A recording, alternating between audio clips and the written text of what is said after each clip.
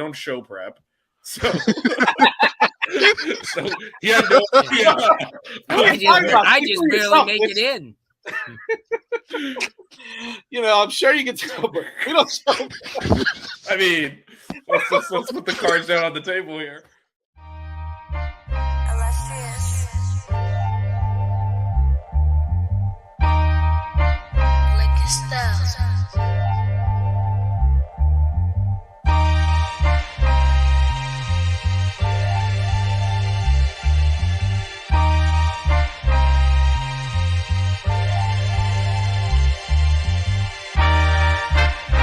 Miami Hurricanes, yeah. You know the name already.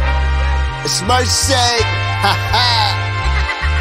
It's a 6-Rick Kane show. Can't forget the name though. Got Jazz, Blue, Vision, DJ break the game code. Ain't no changing them, ain't no breaking them. Real Portland live from the Hard Rock Stadium.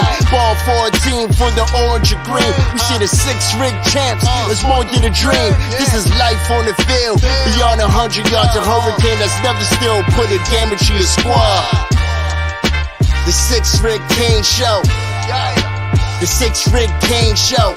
The 6-Rick Kane show. You know.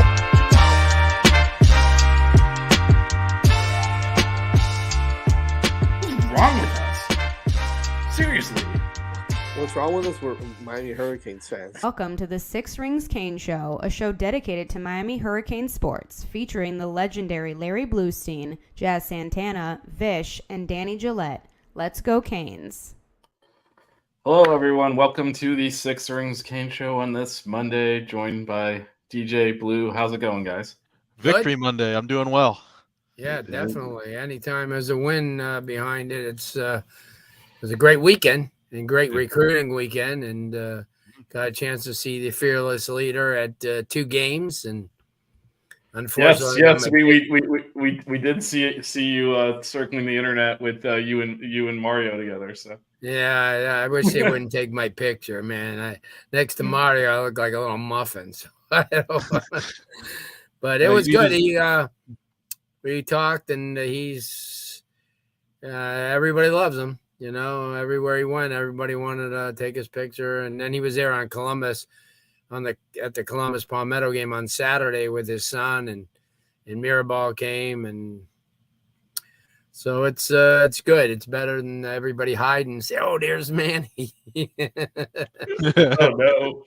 Oh no, there's Manny. Let's not pick that scab. All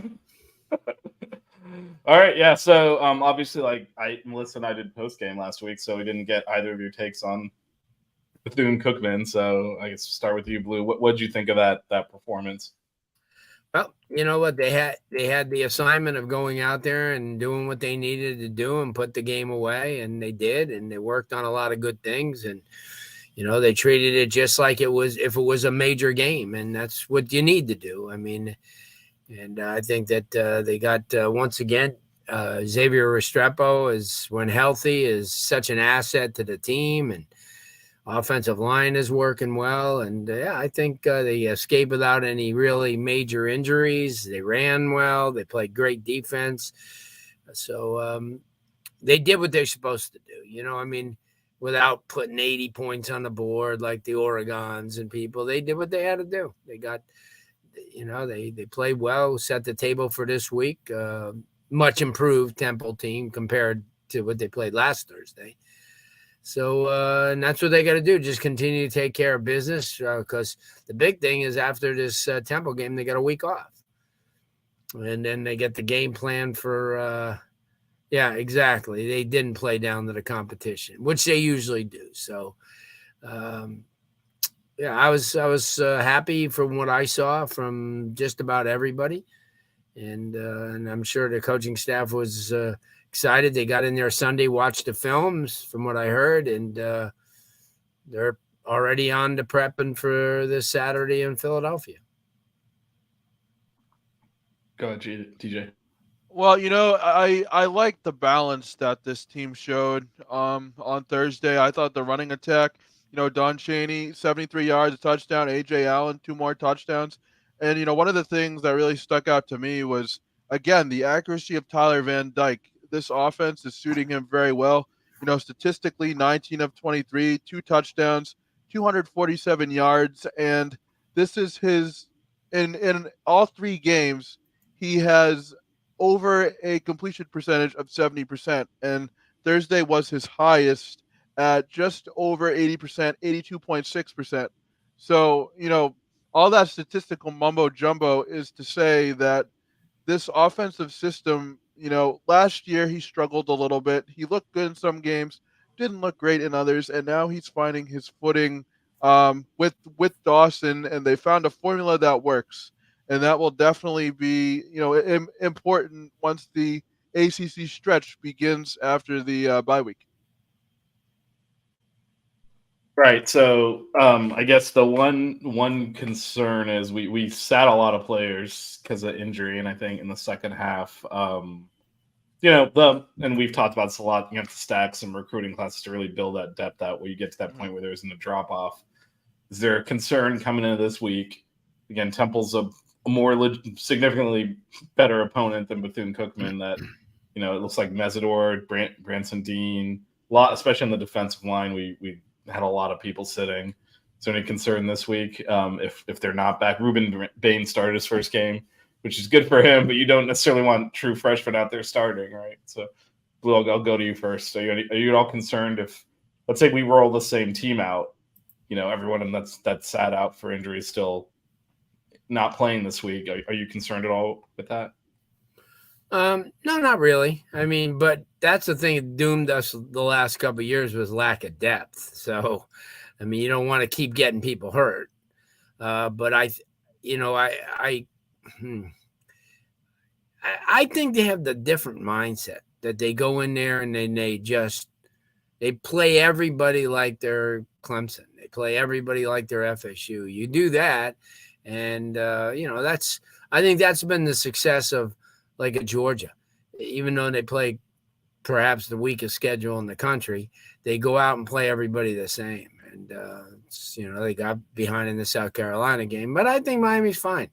I mean, like I said, I've been watching a couple of like yesterday and today. I've been watching Temple on film, and they got some size, so they're going to present some problems, as far as that's concerned. And Miami can't, get turnovers. But I think if Miami does what they've done, Vish, in the first 3 games, that they'll be fine. First road game too. Remember, that always plays into the equation. I know it may not sound important to anybody, but most of these kids are traveling for the first time. The younger kids and all the new kids that joined the team. So this is their first real travel experience together, and I would much rather be here than Chapel Hill. So, but I think those are my only concerns is that they've got to, because it's going to be a different preparation. Instead of doing a walkthrough at home, they'll be doing a walkthrough on the road, and it's a different prep. They'll be in a hotel just like they are for all the home games. I think that the only thing they've got to be leery about is just they have to execute. And I know DJ, you'll agree with me. It's that's a good point. Team leadership is key. Just guys who have been there, done that, like Tyler Van Dyke and a Restrepo, as you mentioned before. Those guys have been, through this. And I know it sounds minor, but, it takes it's a whole different mindset to be on the road. And at least, they'll get there Friday and do all their walkthroughs, and then they'll, have their meetings and their dinners, and then they'll go to bed just like they do and wake up the next day and go through their routine just like they were at home. Because remember, when they're at home, they're not in their own beds, they're at a hotel. So it's the same kind of principle. So, but the focus and there's going to be, and the good thing is from there's a lot of Northeast Hurricane fans that are going to come from Jersey and New York, and, cause it's 4 or 5 hours away. Washington, DC. Huh? You'll be there. Yes, I'm coming from the other direction. Yeah, you're coming from the other. But I think that's important. The Philadelphia area has always been good, to Miami. And I still remember when Frank Costa started at a game against Temple on the road. I think when Joe Klecko's son was the nose tackle. But, yeah, Philadelphia's a nice place. The coaches will, I'm sure, go out for cheesesteaks, and Josh Darrow will went to Penn. He'll kind of be the guide. So, and Josie is the big man from Philadelphia. So, like a home game. Well, not like going to Chapel Hill, which is just hostility from the moment you get off the plane.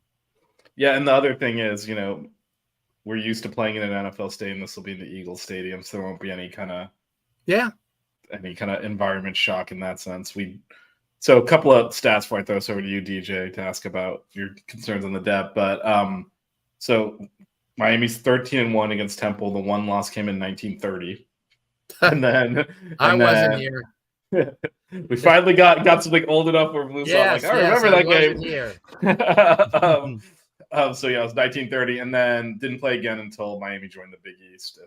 For those of our younger viewers, Miami and Temple used to be in the same conference and played them every year.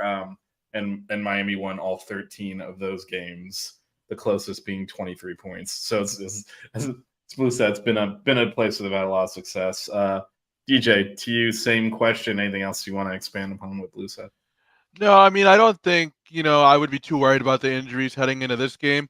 It is something to monitor because it still is a long season and you just want to make sure those guys get back fully healthy. But I mean, if this was in the later part of the season, particularly in the ACC slate, I'd be a little bit more concerned. But as far as this week is concerned, just let those guys heal and, allow for others to step up and, make the most of this opportunity. And, I think that's how you build solid depth, not only just recruiting, but also being, thrown into the fire, so to speak. Just giving, guys the opportunity to step up and get those reps is also very important. So I think as long as Miami stays healthy for this game, no more major injuries after Temple, I think they should be okay.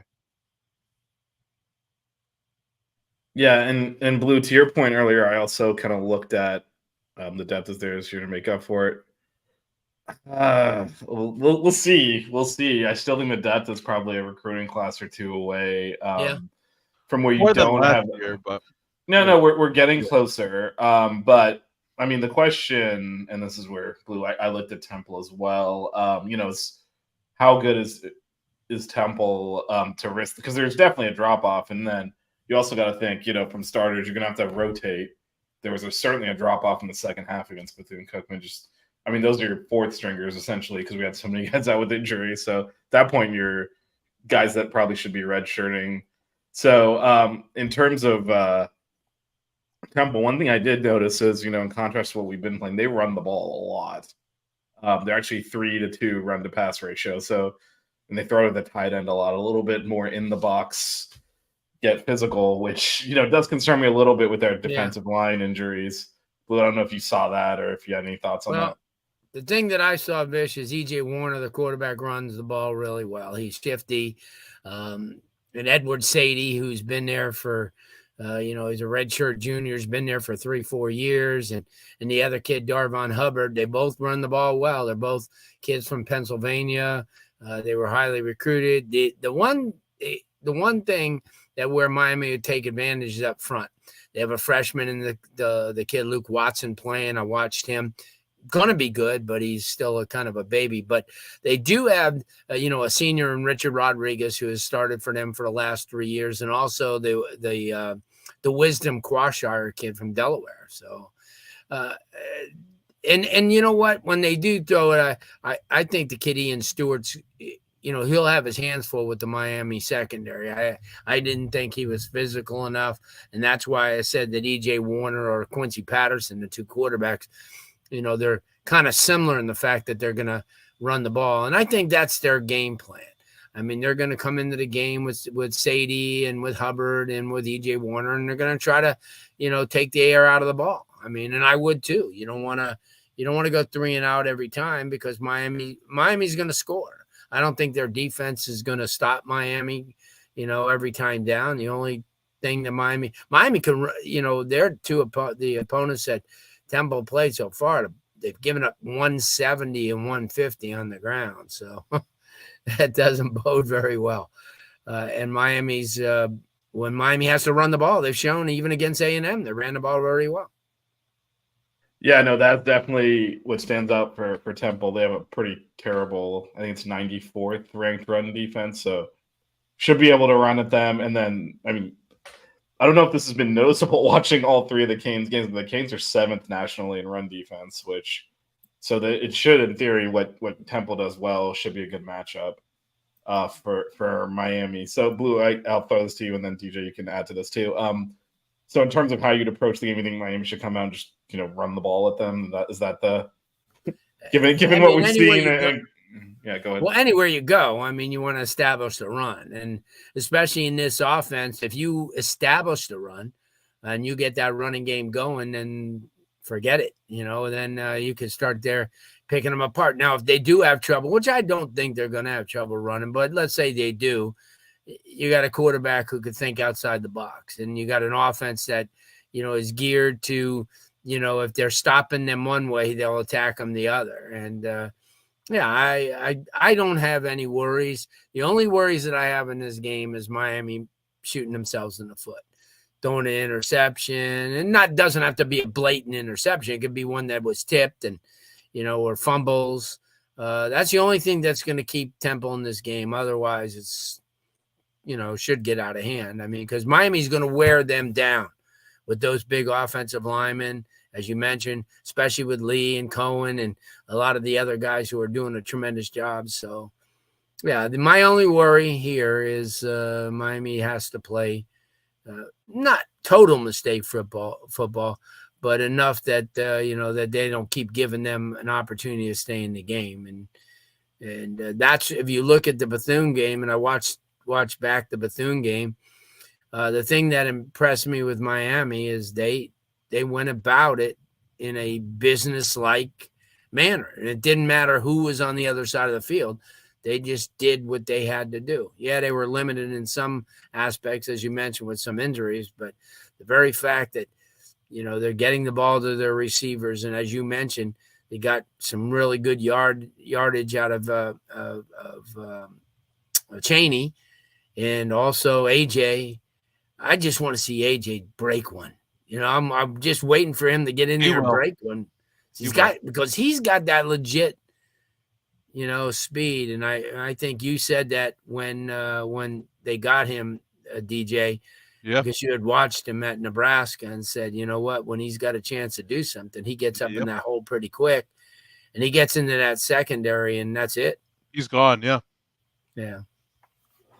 I think for me, one of the things too is just establishing the run also makes things easier for Van Dyke. Blue kind of touched on it, but I think what Miami's done really well, in addition to Van Dyke's decision making, is the ability to put him in manageable situations. We now have a running back room with depth that can allow Van Dyke to, not be put in too many, second and long, third and long situations. I mean, I don't care which team you play, you never want to put your quarterback in, down and distance situations. And I think Miami's done a good job of, not only play calling for Van Dyke and giving him, not easy throws, but definitely manageable throws, but also, putting him in positions to succeed where he feels comfortable. And I would suspect that, Miami's running game, like you guys mentioned, will be firing on all cylinders, and that will make things easier for Van Dyke and,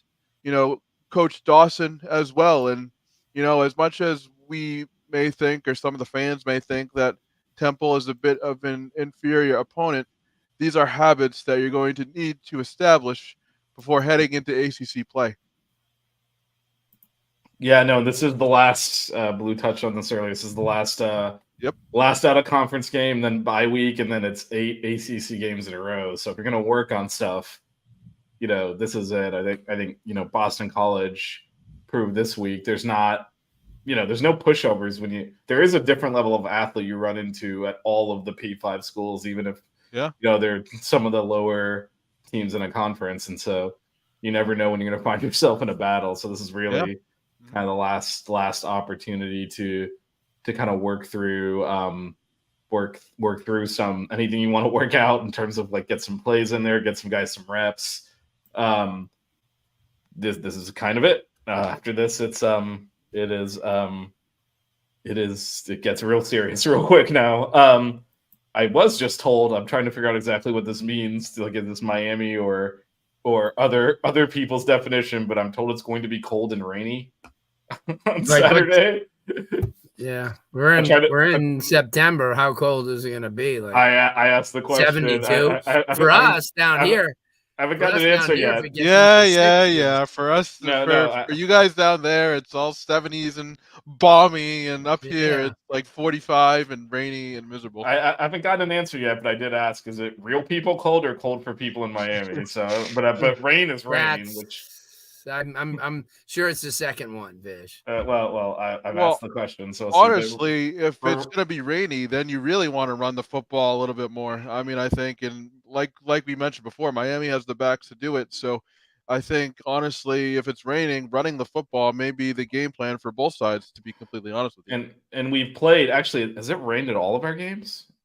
Did it rain during the A&M game? I know it got delayed for lightning. I don't recall if it rained during the game. I don't remember if it rained. It definitely rained during Miami of Ohio and Bethune-Cookman. So high 69, low 64, and rain. Yeah, that's what I got. And it looks like rain, but it's 69, 64. And I'm sure Miami will bring their warm coats. I'm going to need to bring my warm coat. Warm coats. Come on now. Man, my seats at home games are covered. I'm going to get wet here. This is bullshit. Come to Boston College in November, and then you can actually use your warm coat. Maybe I'll see if I can get a press pass that's in the press box. Anyway, let's see. We got some comments in the chat. Yep, 3-0. Let's keep it going. Definitely don't want to. I will say, I don't think this will happen, but you could definitely like ruin the season on Saturday if you don't win that game. If you don't want to come out of there 3-1, and then he's apparently just returned from Nashville, so he was not able to make the show for me. I think he might be taking a nap tonight, Fernie. Unfortunately. Yeah, I think it also rained during Bethune, if I recall, because they got in that whole discussion on whether or not it was the stadium design or weird cloud patterns that are causing it to rain on like the field in Bethune's sideline, but not Miami's.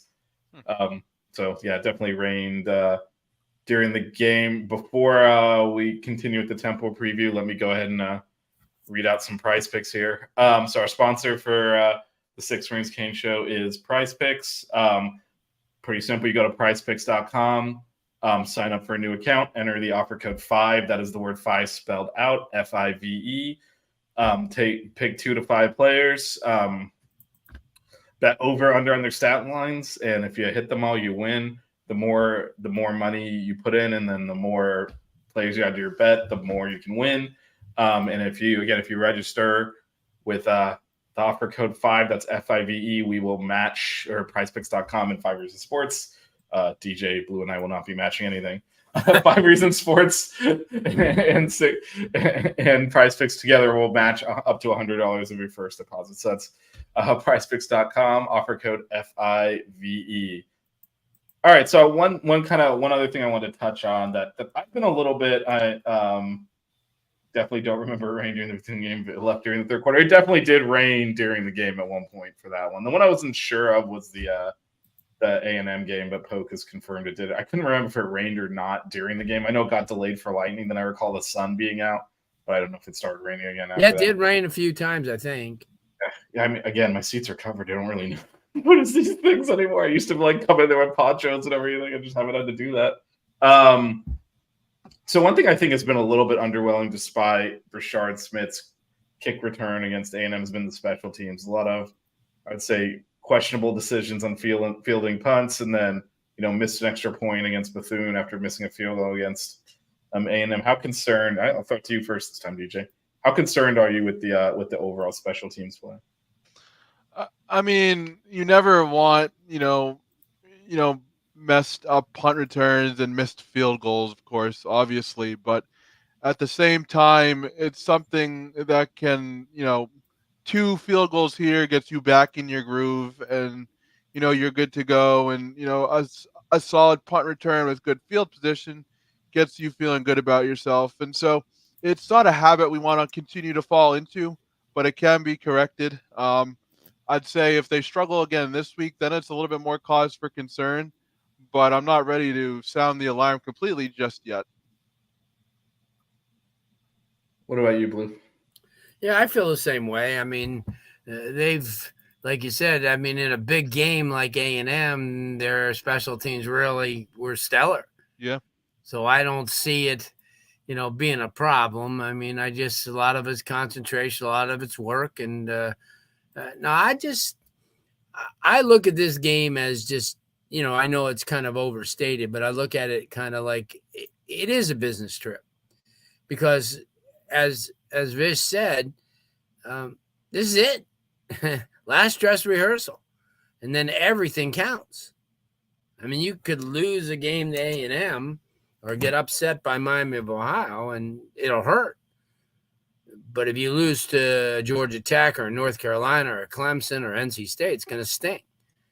And so the stakes are up. This is the last dress rehearsal, and you just work on the things, that, and they're, they're still a young team in a lot of respects. So, I mean, yeah, they got a couple of veteran leaders, but they're young in other spots. So I really think that this week is going to be one of those weeks where, where they got to get it all together and be ready for the Georgia Tech game. Yeah, Georgia Tech's not this or that, but still an ACC game, and still a game, as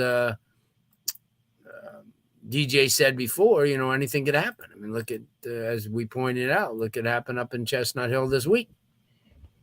So, I mean, you got to bring in the A game every single game. I mean, there's upsets all the time. Look at in college football, a lot of crazy games going on this year that, I mean, I watched a little bit of the Texas Wyoming game. Come on.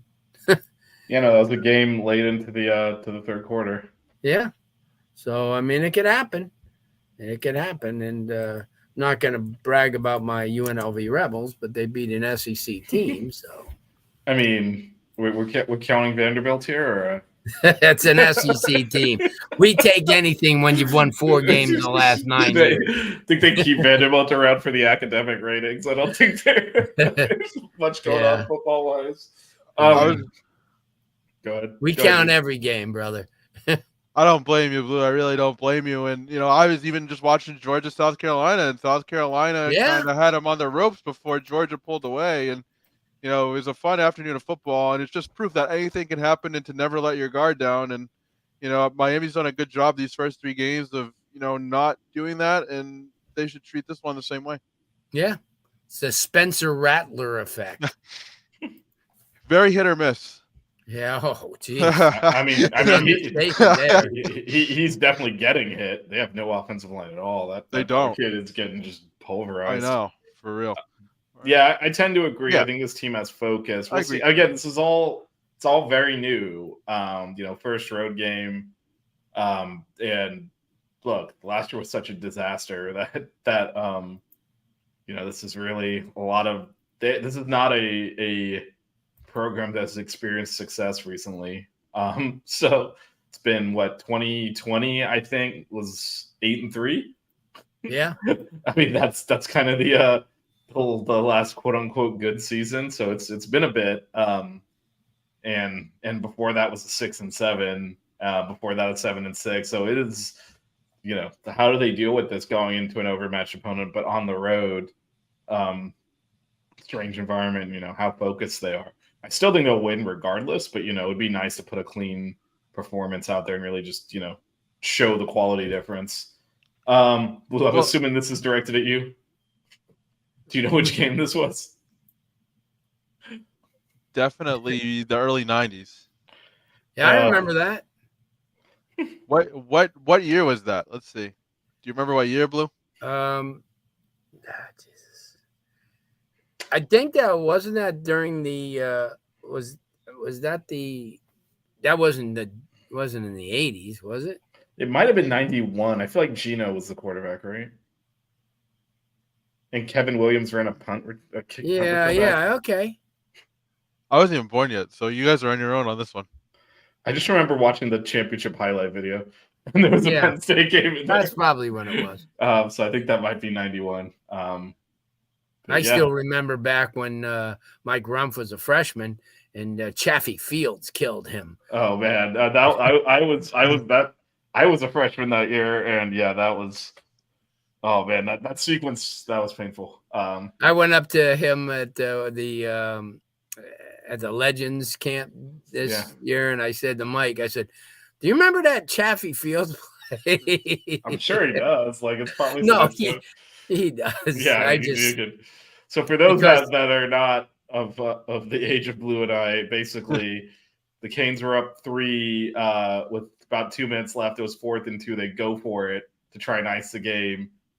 Run, got a bad spot actually, and then they bring the chains out, and it's like inches short. There's no replay at this time, so it's just like it's Penn State ball, and they throw like an 80-yard touchdown pass in the next play of the game. So if they got the first one, would just kneeled it, and the game is over. Instead, lost. So yeah, and that was Mike Rumpf. A lot of those, and Ed Reed had help coverage over the top, blew the coverage. There's a lot of good learning experience for those kids. Which they're we're flying high right now. There's probably going to be some of those this year at some point. But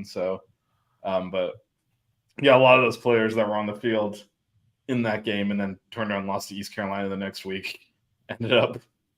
East Carolina used to give Miami fits. Yeah, that's for darn sure. Blew them out in the Orange Bowl. No, the East Carolina came into the Orange Bowl and blew the Canes out in '96. That was with Jeff Blake, I think. Yeah. Yep. That was East Carolina's always been a problem for the Canes. Speaking of good learning experiences, just to get back to this game really quickly. Yeah. I mean, Sure. You really don't want to talk about 1990s East Carolina? Really? When I was 1 year old, one years old. No, but anyway, we talked last year about, this team not necessarily knowing how to win and how to conduct themselves during a win. Now they've had 3 opportunities so far this year to do so. I mean, Saturday could be a 4th, and that in itself, knowing how to win and knowing what to do in winning situations is also going to be important for ACC play coming up. Yeah. Yeah, no, I agree. It wasn't that I was saying that, whether they could beat Temple or not. It's just that first road experience, especially with all these new guys. I mean, that's Absolutely. why when you look back at what Colorado did in their opening game against TCU, you go, geez, this is like a whole new experience. And but I just can't emphasize about the coaching Miami has. I just think this coaching staff is so grounded and so businesslike. I just don't think that they have it. And I even threw this off at Mario the other day is the quote that Van Dyke gave after the A&M game. And when he said, I don't think we win this game last year. And I think that's so telling. People don't realize, but that's so telling that quote right there. I mean, it's not like you're throwing people under the bus, but you're being real, So, and that's what this team's about. I think, when how coaches come in and they talk about accountability. I think that's coach speak. But here, I think it's something that that they preach every day in practice, and I've been to their practices, and I mean, it's just different tempo, different deal. It's a whole different deal. I'm really. I guess to that point, because Mario was here last year, so what? Yeah, what but changed? The coaches were horrible. Yeah, there was no. I think we can conclude that. But you still feel like some of that stuff with tempo and kind of should come from the head coach, right? Well, I'm sure it's not for the lack of trying, Yeah. I mean, I'm sure that he was just in a situation where, first of all, and I've said this a billion times, that they were dealt with one of the worst rosters that they've had. And then the fact that they had coaches that really didn't care, Vish. I mean, you could see it. Yeah. I mean, it's not like this year, I mean, and I've seen Kevin Beard and Harris in practice, and they don't take mediocrity. And I like that. And I think the one thing that was astounding out of any conversation I had with Mario is everybody's under the perception is the reason why a lot of these coaches were hired, that, they burn the midnight oil and they go from 4 o'clock in the morning till when he leaves at, 2 in the morning the next day. And he said, that's not true. He said he wants his coaches home for dinner every day with their families. And I thought that was, hey, wait a minute. You see, that's like, all these people have these perceptions of people and never really find out the facts, and then they just start all these rumors, and that's how things go. But from his standpoint, I think he's got his closet and his bed and his I don't think he ever leaves. And it's just I remember last year talking with a couple of coaches during the spring, and they think, well, just because you work long hours doesn't mean you're going to be successful. I said, some people have a different way of being successful, and you can't take anything away. But I go into this game this week, and this is going to be one of those, I think, like 38-10 type of games. I mean, it seems like it would be anyway. It just, Miami's going to get their opportunities. Temple's not. It depends how they do with the running game, because those kids, like you watch, Vish, I mean, those cats get some yardage when they get some holes, and it's going to be up to Miami's defensive front seven to limit those. And go ahead, Vish. No, go for it.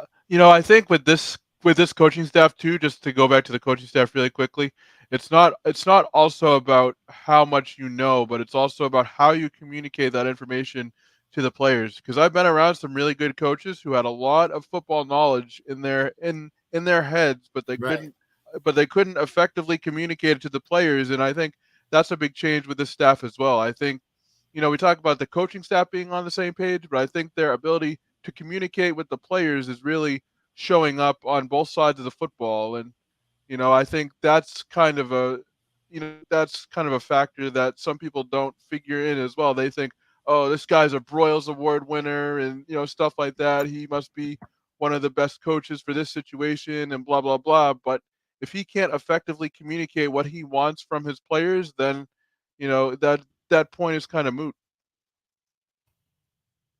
Yeah. Well, based on what's come out, more recently, it looks like some of the offensive coordinator last year's instructions are being contradicted by some of the assistant coaches. So, I mean, it was So that must confuse the players. Well, as well. I mean, it was just a big mess. Yeah. Too many people thought they should have been in charge.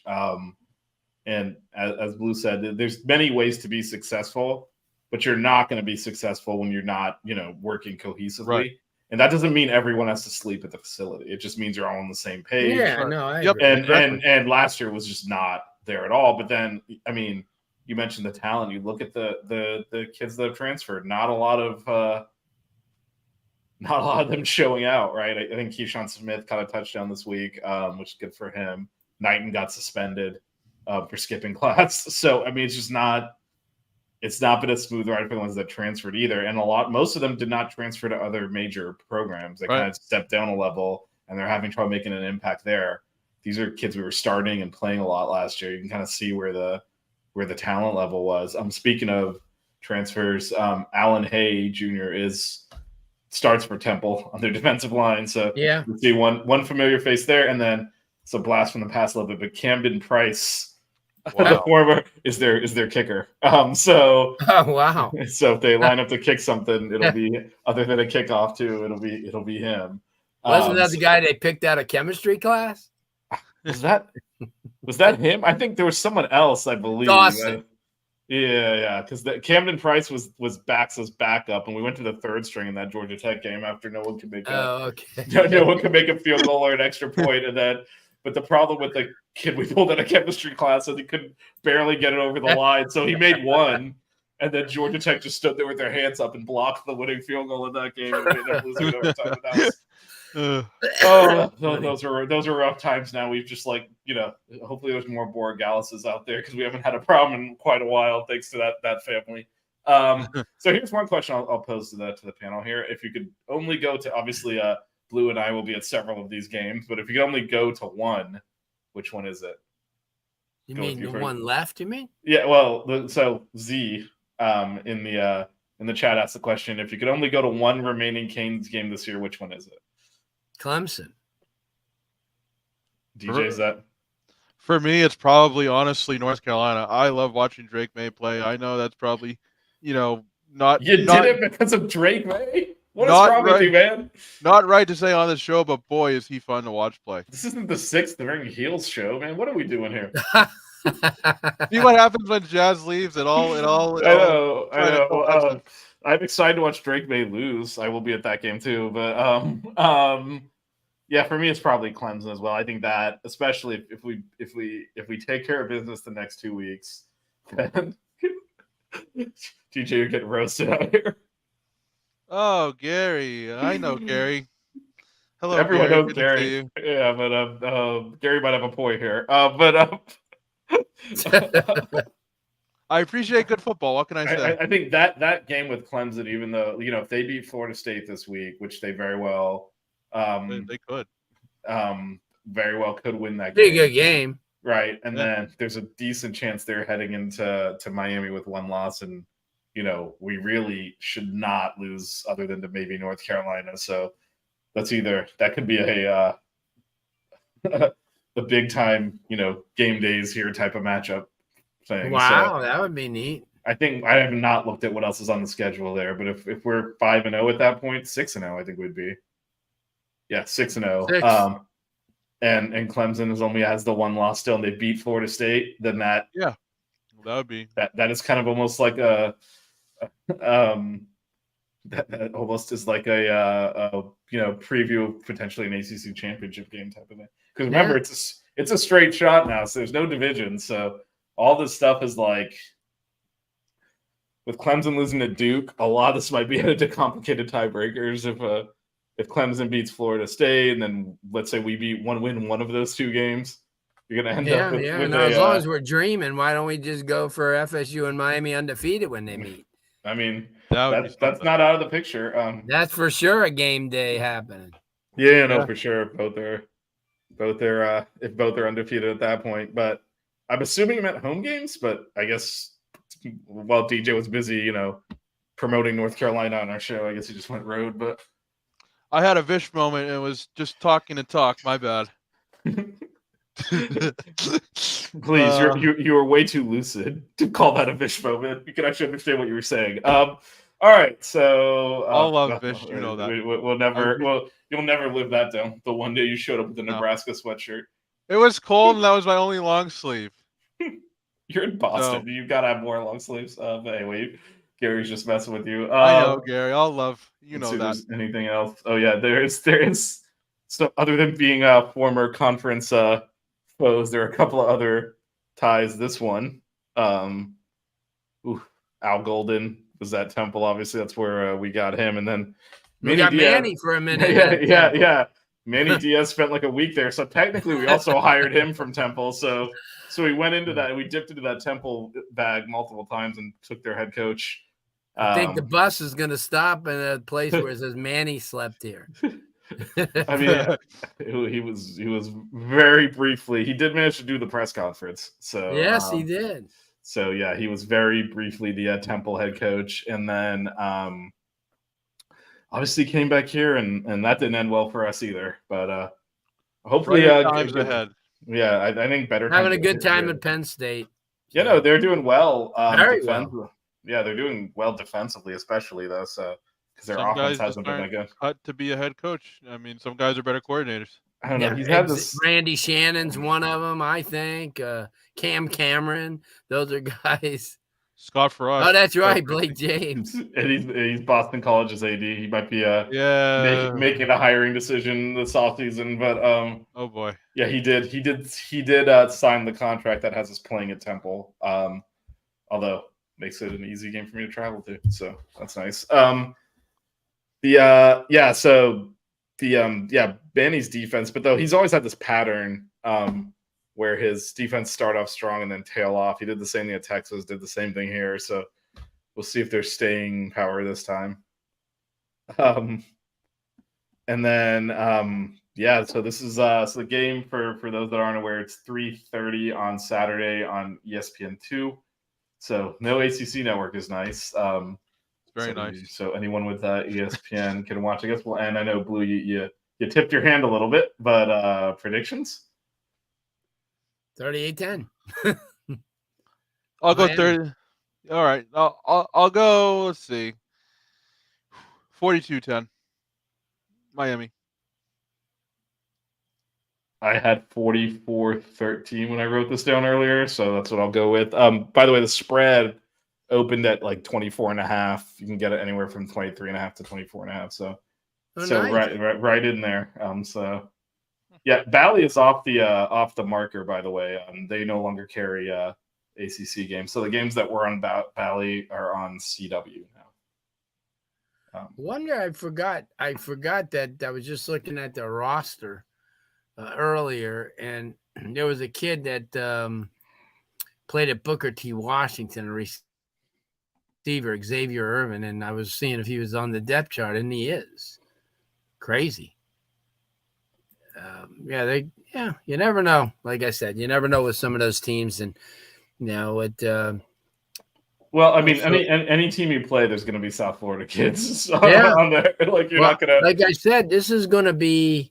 I think that Miami, just like not as extreme as the Alabama going to USF last week, which Mario told me the other day, he thought that was the greatest idea in the world for Nick, because not only it worked in reverse, because if USF goes up there to get a big payday, well, Alabama got a pretty decent payday, was sold out. Plus they got a chance to get all those kids, from the west coast of Florida to come to the game. So it was a good recruiting tool for Alabama. And I think this is the same thing for Miami, because Miami always likes to look at those Jersey kids, and they always like those Pennsylvania guys. Maryland. So I'm sure a lot of kids are going to come to this game, because let's face it, Miami don't get up to the Northeast that much anymore. Not as much as they used to live up there. Maryland too, as well. Yeah, and because no more Rutgers, in the mix.